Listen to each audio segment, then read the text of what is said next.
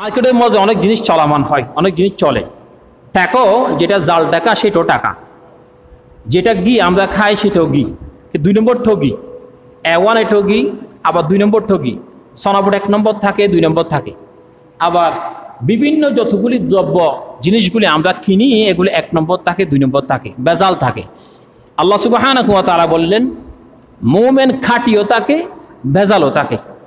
কারণ দেখতে মুমিন এটা ঈমান আনলে শুধু মুমিন হওয়া যায় না, মুমিন হওয়ার জন্য কিছু লক্ষ্য আছে, কিছু লক্ষণ আছে, কিছু কারণ আছে, কিছু নমুনা আছে, কিছু তার গুণাগুণ আছে। আল্লাহ সুবহানাহু ওয়া তাআলা বললেন ওয়ামা ইউমিনু আকসারুহুম বিল্লাহি ইল্লা ওয়া হুম মুশরিকুন। আল্লাহ বলেন তাদের অধিকাংশ আল্লাহকে বিশ্বাস করে অথচ সেই সাথে শিরক করে। মুশরিকুন, তারা মুশরিক, তাদেরকে বলা হয়, যারা শিরক করে তাদেরকে বলা হয় মুশরিক।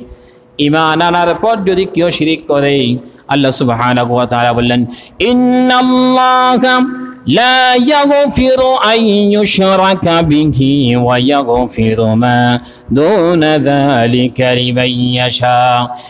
কেউ যদি, আমার বাইরে ইমানদারগণ, কেউ যদি ঈমান আনে, ঈমানের সাথে যদি কুফরি করে, শিরিক করে, তাহলে আল্লাহ সুবহানাহু ওয়া তাআলা তার সমস্ত আমলগুলি বরবাদ করে দিবেন শিরিক করার কারণে। শিরিক থেকে মানুষদেরকে বেঁচে থাকতে হবে এবং গুনাহ থেকে, গুনাহের জন্য মুসলমানের অন্য অন্য যে সমস্ত